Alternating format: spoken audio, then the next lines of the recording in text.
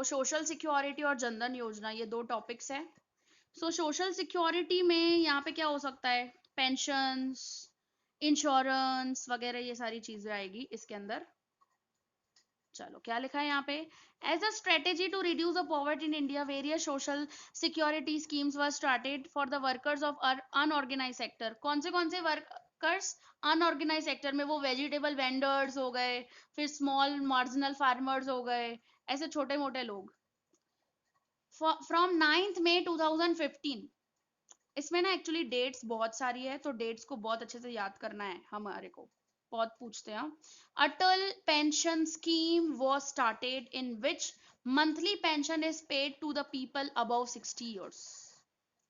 किनको पे की जाती थी पेंशन यहाँ पे, अबव 60 इयर्स वाले जो लोग होते थे, जो बेचारे रिटायर्ड वाले लोग ऐसा समझो, उनको मंथली मंथली पेंशन प्रोवाइड किया जाता था। और ये नई नई स्कीम्स है, 2015 की है, 9 मई 2015, ठीक है। फिर नेक्स्ट क्या बोला है यहाँ पे, ये एक पॉइंट हो गई, एक सिक्योरिटी की, सोशल सिक्योरिटी। फिर दूसरी आ जाती है, under prime minister security scheme for the people in the age group of 18 to 70 years, accident insurance of 2 lakh was opened with the minimum premium of 12 rupees। ये अभी स्कीम निकाली हुई है, हाँ, कुछ टाइम ही हुआ है, आई थिंक 2017 या इसमें ही निकाला है। बैंक में आप जाओगे ना, तो ऐसी स्कीम्स है, 12 रुपए खाली आपको प्रीमियम भरने का साल भर का, और आपको 2 लाख तक का एक्सीडेंट इंश्योरेंस मिल सकता है कभी भी। तो ये स्कीम प्रोवाइडेड है 18 to 70 इयर्स, कोई भी, हाँ, कोई भी लोगों को। इवन मेरा भी किया हुआ है, मैं एक बार बैंक में गई थी, तो मेरे को है ना, सामने जो एम्प्लॉय थी ना, तो उसने मेरे को बताया था, वो पर्टिकुलर मैम ने, कि 12 रुपए प्रीमियम है, तो आपके अकाउंट से ही सीधा ट्रांसफर हो जाएगा, 12 रुपीज कट हो जाएंगे आपके अकाउंट से, और आपको ये एक्सीडेंट इंश्योरेंस। मैंने बोला कर लो, काम आ जाएगा कहीं ना कहीं, कभी ना कभी। तो 12 रुपए ना, लास्ट ईयर भी मेरा 12 रुपए कटा था, और इस साल भी मेरा 12 रुपए कटा। So that is prime minister security scheme में ये चीज है, 18 to 70 इयर्स वालों के लिए। फिर है Jeevan Jyoti scheme was started, जिसमें 2 लाख लाइफ इंश्योरेंस पॉलिसी और 330 ईयरली प्रीमियम। तो ये LIC में स्टार्ट किया Jeevan Jyoti scheme, life insurance related. 350 रुपए ईयरली प्रीमियम भरना है, और आपको 2 लाख तक लाइफ इंश्योरेंस मिल सकता है, समझे। तो ये कौन सा खोटा है अपने तो भर लेने का, ऐसे सब चीजें। तो काफी ऐसी सिक्योरिटी वाली स्कीम्स निकाली है, ताकि एटलीस्ट देखो, लाइफ इंश्योरेंस वगैरह तो कौन करवाता है, क्या भाई, अगर फॉर एग्जांपल मेरे घर में सिर्फ मैं ही कमाने वाली हूँ, तो मैं सोचूंगी तो सही ना यार के, और जिंदगी का तो कोई भरोसा ही नहीं है, कब पता नहीं क्या हो जाए, कुछ हो जाए। So there is uncertainty actually. तो लोग इस वजह से लाइफ इंश्योरेंस करवा देते हैं, ताकि उनकी एटलीस्ट पीछे जो फैमिली है, उनको फिनेंशियल कोई भी प्रॉब्लम नहीं हो। सो ऐसे स्कीम्स गवर्नमेंट निकालती रहती है। फिर है to safeguard farmers from crop failure. जैसे बेचारों के नहीं, फार्मर्स के क्रॉप, ये बारिश हो जाती है या कुछ हो जाता है, तो जिसकी वजह से सारे क्रॉप्स वगैरह खराब हो जाते हैं, तो उसके लिए भी, फार्मर्स के लिए भी, प्राइम मिनिस्टर फसल बीमा योजना वॉज स्टार्टेड। तो ये बहुत पूछते हैं, what is the main objective of prime minister Fasal Bima योजना। और आप लोगों का होमवर्क ये भी है कि you have to find out कब ये स्टार्ट हुआ था प्राइम मिनिस्टर फसल योजना, और जीवन ज्योति स्कीम भी कब स्टार्ट हुई थी, ईयर यहाँ पे मेंशन नहीं है, तो आप लोगों को निकालना पड़ेगा।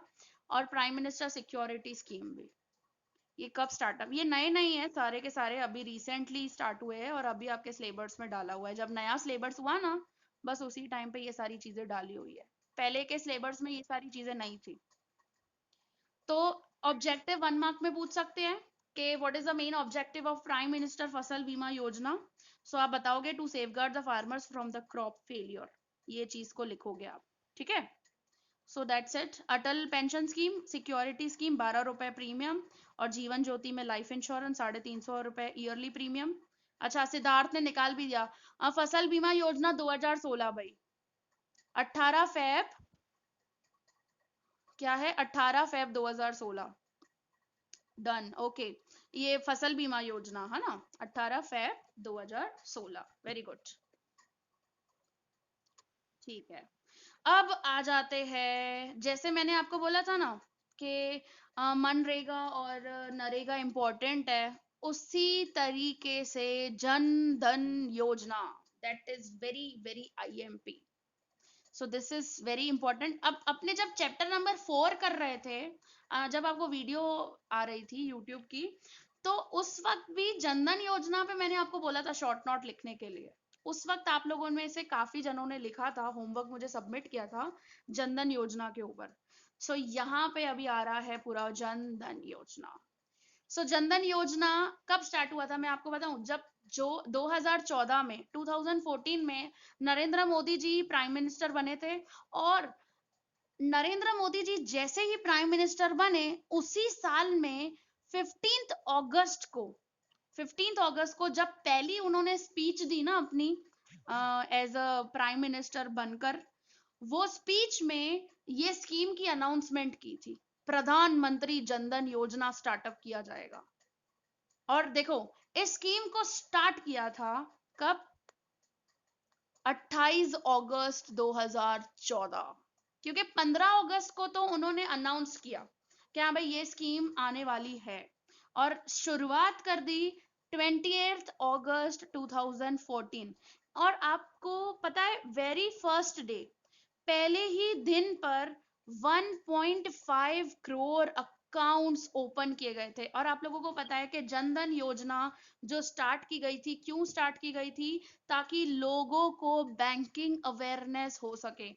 हम लोगों को जो पुअर पीपल्स है और इन सब है, वो लोग हैं, वो लोग जीरो बैलेंस से भी अपना अकाउंट ओपन करवा सकते हैं। और जनरली आपको पता है कि प्राइवेट बैंक्स और पब्लिक बैंक्स, कोई भी बैंक्स हो, वहां पर कुछ मिनिमम मेंटेन करना पड़ता है बैलेंस। अपने अकाउंट ओपन जब भी करवाते हैं ना, तो जैसे प्राइवेट बैंक है, तो प्राइवेट बैंक है ना, हमारे से 10,000 रुपए रखवाती है, आईसीआईसी, एचडीएफसी वगैरह जितनी भी बैंक्स है, वो 10,000 रुपीज रखवाती है। और पब्लिक बैंक में 1,000 रुपए या 500 रुपए जितना होता है minimum maintaining balance. But Jan Dhan योजना ऐसी स्कीम इंट्रोड्यूस की। हाँ, कोटक में भी 10,000, ये प्राइवेट बैंक्स में सीधा 10,000 जितना तो मिनिमम बैलेंस रखना ही पड़ता है अपने को। लेकिन पब्लिक जो बैंक है ना, यूनियन बैंक हो गई, आईओबी हो गया, एसबीआई हो गया, वहां पर छोटा अमाउंट 500, 1,000 तो है ही आज के टाइम पर मिनिमम बैलेंस रखवाना पड़ता है। लेकिन जनधन योजना ही ऐसी स्कीम इंट्रोड्यूस की थी जो जीरो बैलेंस आप अपना अकाउंट ओपन करवा सकते हो। और वेरी फर्स्ट डे ही 1.5 करोड़ अकाउंट्स ओपन हो गए थे। और टिल 8 जनवरी 2015 तक तो ये नंबर बढ़ गया था कब, 12.58 करोड़।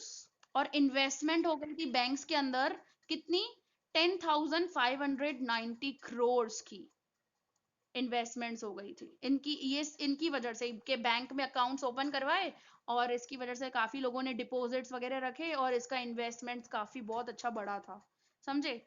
तो ये स्कीम बहुत अच्छी थी, इंट्रोड्यूस की थी। और ये स्कीम क्यों इंट्रोड्यूस की थी आपको पता है, what is a main task. क्योंकि पता, नरेंद्र मोदी जी के जैसे ही वो 2014 में प्रधानमंत्री बने ना, उनका स्टार्टिंग से ही प्लानिंग था कि नोटबंदी करना है। क्योंकि नोटबंदी करने का प्लानिंग अटल बिहारी वाजपेयी जब प्राइम मिनिस्टर थे ना, तब से चल रहा था, समझे। और जैसे ही सीट पर बैठे प्रधानमंत्री नरेंद्र मोदी जी, वैसे ही उनका चालू था। और नोटबंदी करने के लिए ही भाई 2016 में अपने को नोटबंदी करना है, तो 2014 में ही उन्होंने बोल बोल के वो थक गए कि अपना बैंक अकाउंट ओपन करवाओ, अपना बैंक अकाउंट ओपन करवाओ। ये चीज हुई थी एक्चुअली। काफी अवेयरनेस, काफी कुछ इसके रिलेटेड न्यूज आई थी, बहुत कुछ बोला था। क्योंकि देखो, अभी नोटबंदी जो हो गई, डिमोनेटाइजेशन जो हो गया, अब उस वक्त जिन भी लोगों के पास बैंक अकाउंट नहीं थे, उन लोग वो लोग कैसे एक्सचेंज करवाए पैसे वगैरह, समझे। तो बहुत सारे इश्यूज आए थे। हाँ, यस अदिति, अनऑर्गेनाइज्ड मनी को ऑर्गेनाइज्ड में लाना था। मैं वही बोल रही हूँ ना, बैंकिंग अवेयरनेस क्रिएट करनी थी, क्योंकि काफी लोग कैश में ट्रांजेक्शन करते हैं और ब्लैक मनी वगैरह जो होता है ना, so that is also the reasons. ये सारे रीजंस रिस्पॉन्सिबल है जिसकी वजह से हम लोगों ने मतलब हमारे देश में जनधन योजना स्टार्टअप की गई थी, इंट्रोड्यूस की थी। अब हम लोग ऑब्जेक्टिव देखते हैं कि इसके और भी ऑब्जेक्टिव है, खाली बैंकिंग फैसिलिटीज नहीं, इवन दूसरे ऑब्जेक्टिव्स भी है और इम्पोर्टेंस भी है यहाँ पर जनधन योजना का।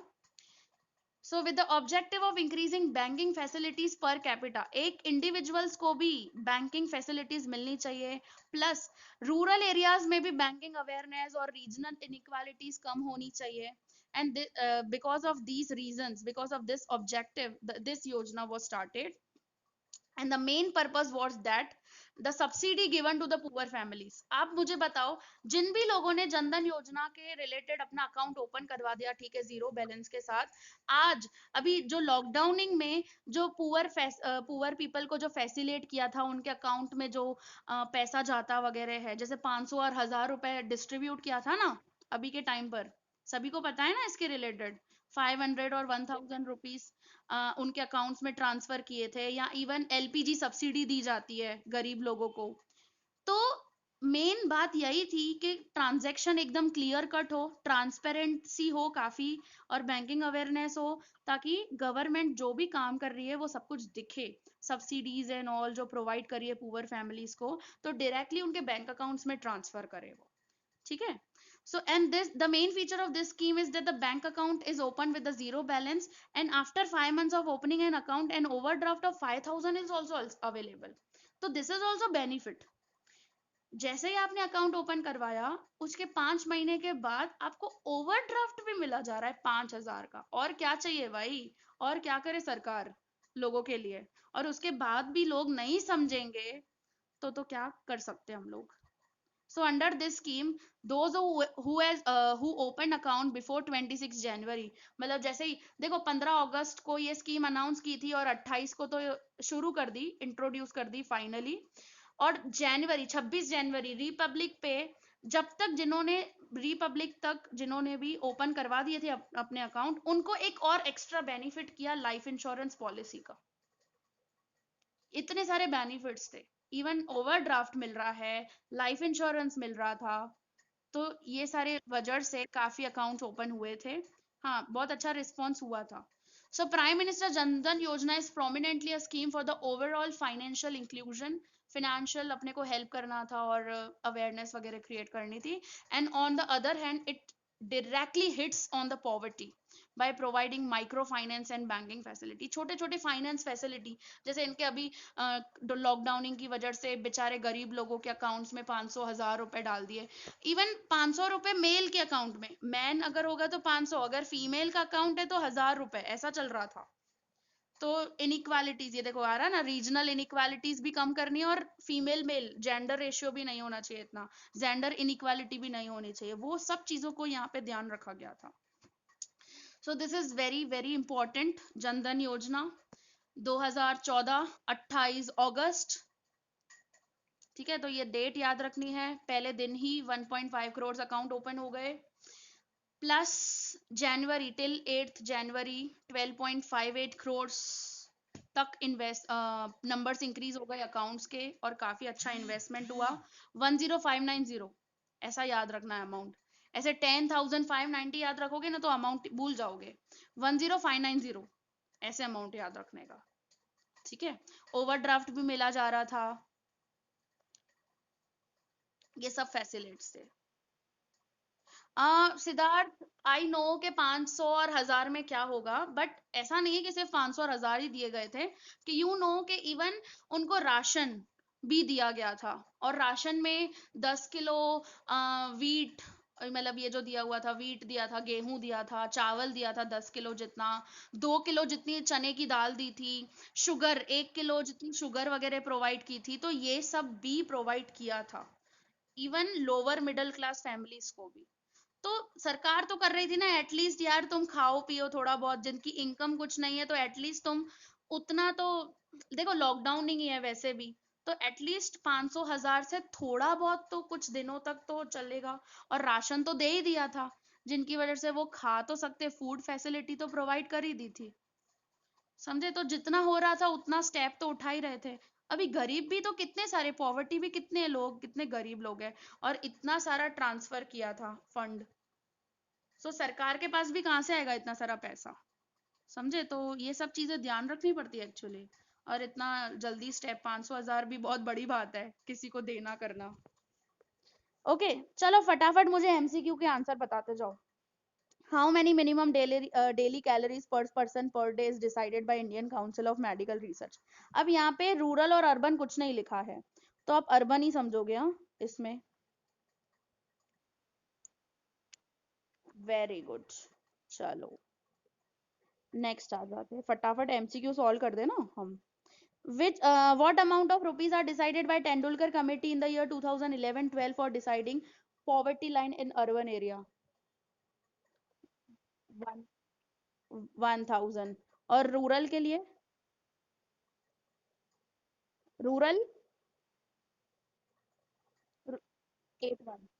ओके, हाँ 816। Which state has the lowest poverty in the year 2013 in India? Goa. Okay. According to all estimate for the year 2011-12, which of the following state falls in the category of 30 to 40% poverty? Odisha. Okay, 10 to 20 percentage में कोई आ रहा है यहाँ पे? 10 to 20 percentage में यही options में से? अच्छा, अपना गुजरात किस में आता है? हाँ, 10 to 20 में जम्मू कश्मीर है। Yes, very good. हमारा गुजरात कौन से परसेंटेज, कितने परसेंटेज पॉवर्टी में आता है कैटेगरी में? 10 से 20, 20 से 30, 30 से 40। अपना गुजरात। नो, 20 to 30 नहीं आएगा। 10 to 20, यस। चलो अभी नेक्स्ट बताओ, what is the percentage of mall nourish people in India? ये तो फिगर मैंने बोल बोल के मैं थक गई थी। 15.2। फिर आ जाओ, व्हाट इज द, हाँ, which state has the maximum toilet facility in India? Kerala. Okay okay okay. फिर देखो यहाँ पे, अभी आपको पॉवर्टी लाइन दिया हुआ है, फिर कंसेप्ट ऑफ रिलेटिव पॉवर्टी दिया हुआ है। हाँ, which kind of expenditure is included by Tendulkar committee for poverty line? कौन से दूसरे एक्स्ट्रा एक्सपेंडिचर इंक्लूड किए थे? एजुकेशन, मैं एजुकेशन एक्सेप्टेड। हाउसिंग नहीं। नहीं, एजुकेशन एंड, नहीं हाउसिंग भी नहीं था। एजुकेशन एंड हेल्थ, ये दो एक्सपेंडिचर्स को इंक्लूड किया था। और पर मतलब वो कैलोरी कंजप्शन जो चलता था ना, कैलोरी कंजप्शन के साथ साथ एजुकेशन और इनको भी इंक्लूड किया था एक्सपेंडिचर में। अच्छा, which method is use to measure relative poverty? ये भी मैंने बताया हुआ है। कौन सा मेथड यूज किया जाता है to measure the relative poverty? बताओ, बताया था मैंने ग्लोसरी में से। रिलेटिव पॉवर्टी कुछ क्या था? बताओ बताओ, याद करो।